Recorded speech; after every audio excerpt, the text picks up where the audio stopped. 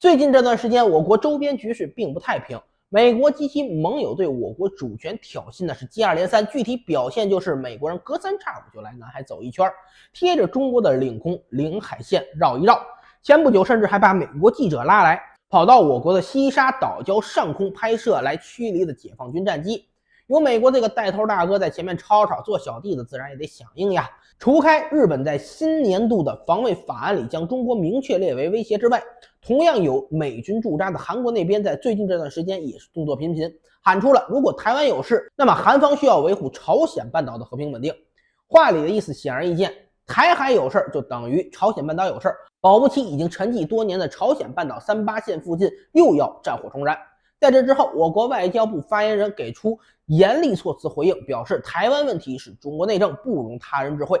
如果韩方需维护半岛和平稳定，就需要尊重中国的主权和领土完整，恪守一个中国原则，审慎处理台湾问题。从外交态度上反将了韩国义军。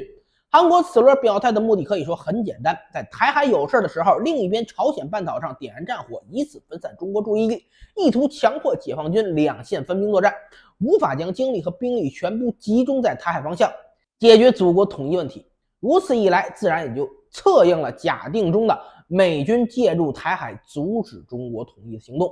这么做不但向大哥美国表了忠心，还不用下场介入台海和解放军正面对抗，对朝鲜动武更是韩国多年以来一直未曾忘记的夙愿。看起来貌似是韩国的好事，如意算盘打得啪啪响，堪称是一箭三雕啊。那事实果真如此吗？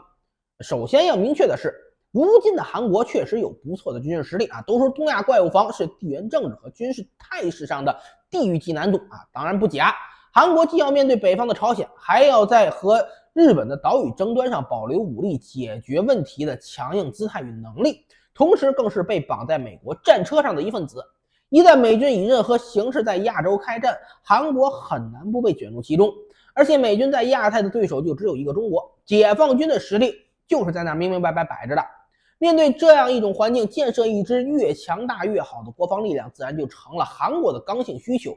经过这么多年来的努力，韩国也确实取得了相当成果，尤其在先进武器装备国产化建设颇多。如今韩国陆军使用着国产的先进 K2 主战坦克、K9 自行榴弹炮，天上飞的是美国进口的 F-15 和 F-35，国产的 4.75 代半隐身战斗机 KF-21 也首飞成功，水里游的是美国人提供核心的宙斯盾驱逐舰，甚至连轻型航母建设计划也被提上日程。更重要的是，朝鲜半岛南端也不光有韩军自己，更有手握韩军指挥权的驻韩美军驻扎。美韩联军的兵力加在一起，确实得承认你有北上越过38线向朝鲜主动发起军事行动的能力，但问题的核心关键也就在这儿，能主动发起不代表一定能打得过。尽管韩国军力确实非常不错，但论国产装备的丰富度和先进程度，甚至连日本都得被甩在身后。但北面向来奉行的是先军政策，它也不是吃素的。时至今日，纵观朝鲜人民军近些年来的现代化发展历程，可以确切地说，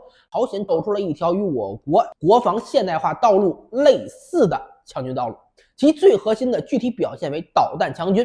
朝鲜导弹技术目前在全球范围内足以位列第3，仅次中俄之后，已超越美国。这并非是什么玩笑，而是已经发生的现实。美国人在高超音速导弹上屡试屡败，最后一次成功还因为无现实意义而宣告下马。朝鲜的高超音速导弹则是双花齐放，在双锥体和成波体构型上都取得了巨大成功，拥有可实际列装部队形成战斗力的产品。在这之前，全球范围内能搞明白高超音速导弹技术的就只有中国和俄罗斯。既然美国搞不明白，那朝鲜毫无疑问就是第3名。加之朝鲜在中短程战术弹道导弹、陆基机动洲际导弹、潜射洲际导弹等多领域军获成功，并且还有和解放军类似，射程足以覆盖整个朝鲜半岛的强大远火部队，在战役纵深打击能力、火力投送能力对比韩军是有优势的。因此我们可以确切地说，一旦美韩联军主动在朝鲜半岛上点燃战火，向38线以北进发，那么整个朝鲜半岛南部都会完全笼罩在朝鲜炮兵导弹的打击范围之内。各种指挥中枢、交通枢纽、机场、港口等关键军事设施会尽数化成火海。在朝鲜的导弹和火箭弹落下之前，美韩联军的战斗机能不能在被击毁前起飞都是个问题。同时，我们更加不能忘记，如今的朝鲜那是有一套自己独立的完整核学说的。